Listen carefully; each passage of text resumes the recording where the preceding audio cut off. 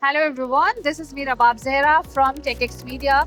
We are at GITEX Global 2024 and I have with me right now is Mr. Adrian Pickering. He is General Manager at RedHat. So let's welcome Adrian on TECHx Media. Hi Adrian, how are you doing today? Very well, pleasure to be here. Yeah, it's a pleasure to have you here with us today.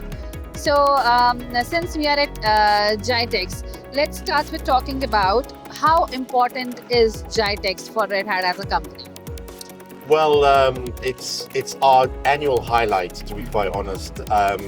It's something that we are always very excited to come back to.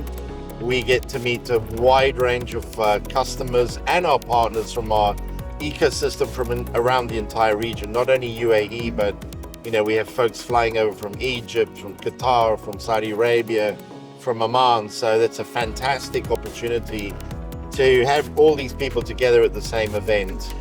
It's an extremely busy 5 days. It takes a lot of planning, quite a big investment in terms of marketing budget, but the return is fantastic. And we always find ourselves overachieving on our internal aspirations, number of people, number of meetings, the opportunities that we discuss. So it's a big deal, let me put it that way, in our annual calendar. Amazing. So, Adrian, RedHat characterizes itself as an open organization. Right. What does it signify? So Red Hat is different to most of the other software vendors in the industry because our philosophy of development of our product is by embracing what we call the open source development community. So in a traditional model, some vendors may employ their own R&D team and they plan the route ahead. Red Hat's mechanism for bringing product to market is working with the open source community. And these are literally hundreds of thousands of people around the world who contribute to a development project to meet a specific customer need or a particular market demand. We work comprehensively. We have engineers, but they work with the open source community. And we take the best of what the open source community develops. We put it through a certification, testing, security, rigorous security screening. We document and we also train people on these products. What that means is that enterprises, both public and private sector, can therefore utilize these open source solutions with absolute confidence that if anything goes wrong, they can pick up the phone, they can get support, they've got training for their staff as they implement and utilize these technologies and get the best from them by working with Red Hat. So fundamentally our approach is to product development is very different to the norm. Taking that further, that open philosophy further, we very much believe in engaging all of the members of the Red Hat team. We call them associates. We don't call our team employees, we call them associates. And so what we do is we like to have input and empower individuals, our associates, to put forward their best thoughts or ideas and share that without any fear of criticism, any fear of retribution.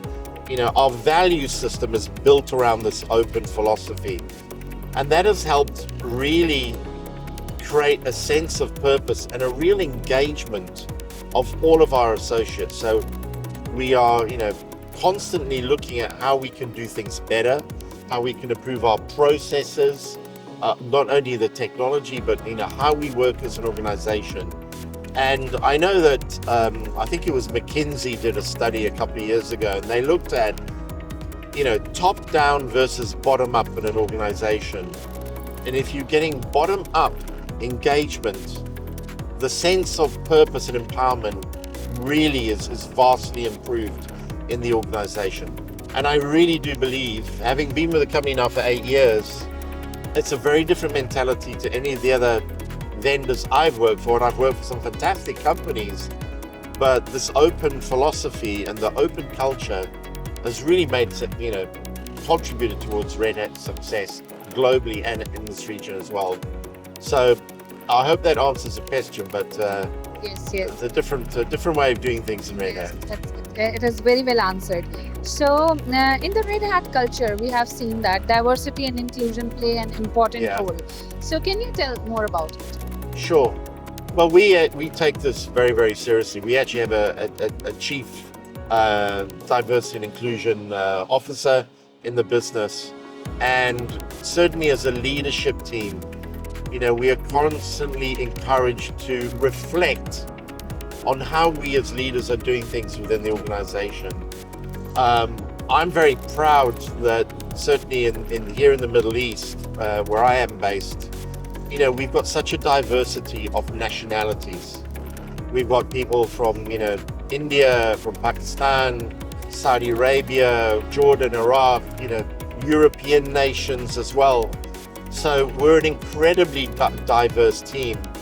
And what we do is we actually take time to celebrate those differences. So even in the small things like having different, food dishes from different parts of the world, we do that on a regular basis. But that is something across the company that we look at very, very carefully. Equally, how we ensure that we've got a healthy balance in terms of, different genders within the organization. We do a lot to make sure that we're being sensitive to, gender transforming people. We've got a very good balance of male versus female in the organization. So it's something I think we are proud of in Red Hat in terms of how we tackle that particular problem. And again, we believe that it's a real contributor to our continued success and growth as an organization. Very, very impressive. And I think not many organizations are doing it, which you are doing in this particular domain. Thank you. So, moving forward, Yeah. how Red Hat open source solutions are transforming the industries? Okay.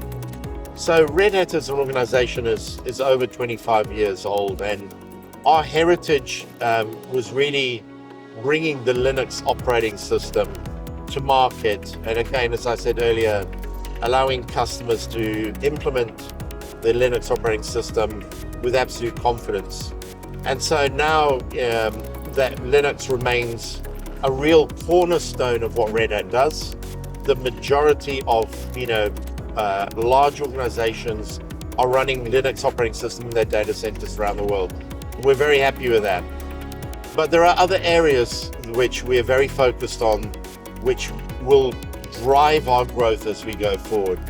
So again, many organizations are looking at how they modernize applications or indeed develop their own applications as they look to new ways to reaching out to their customers, or indeed if you're in the public sector, to the citizens, right? So application modernization, application development is crucial.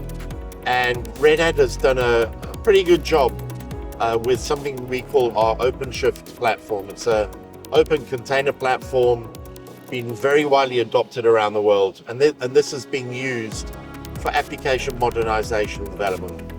As we go forward, both in our operating system and application development, we are now building extensions to those products.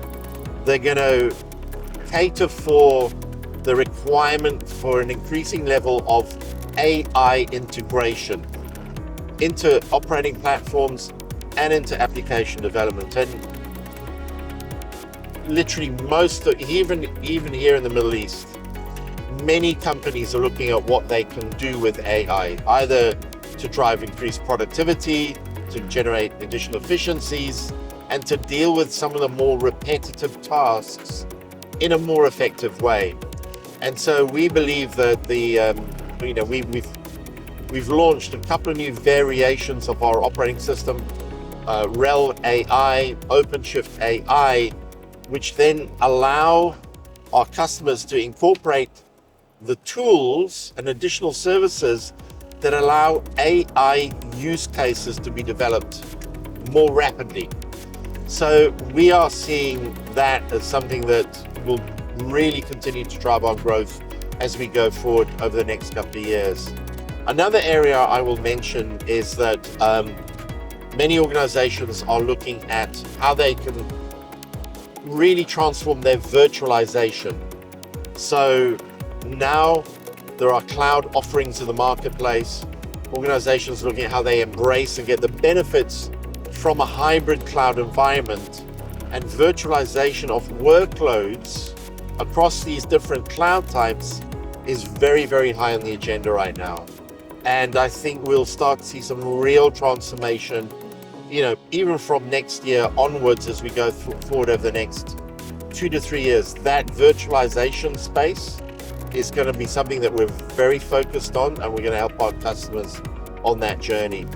So there are other areas, but I'd probably take too much of your time. But I think virtualization and application innovation is going to be fundamental. That's interesting, and very much detailed, yet you covered almost all the information that was required. So moving on to my next question, considering RedHat evolution thus far, what strategic advancements do you think anticipate for the company in next 5 years, and what are the company's actually short-term and long-term plans? Yeah, so 5 years in technology is actually quite a long time, considering the pace of change. I mean, yesterday everybody was talking about digital transformation. Now the buzzword is all about AI and AI adoption and so on.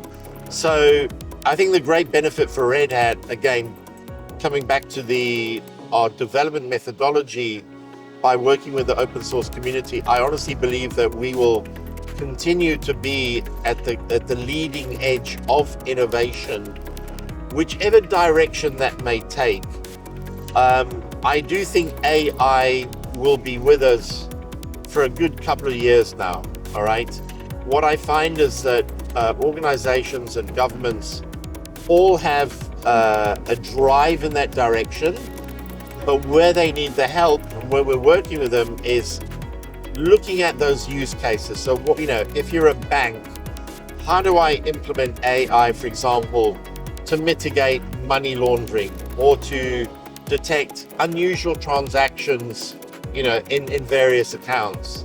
How do I use, if I'm a public sector, how do I use AI to improve traffic flow in a city, or how do I use it to become more energy efficient?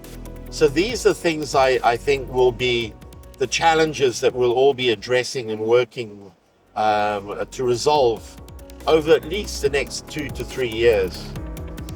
Then by the time 4 or 5 years down the line, it may be the next iteration of whatever AI may be. So it's a little bit difficult to look in that looking glass and look that far down the line. But I do see AI as being really front and center for not only RedHat but many organizations as we go forward. That's interesting, Adrian, and thank you so much for being here today. It was a pleasure. Likewise, thank you very much for your time today. Thank you for watching. Stay tuned to TECHx to know more about what is happening at GITEX Global 2024. Goodbye.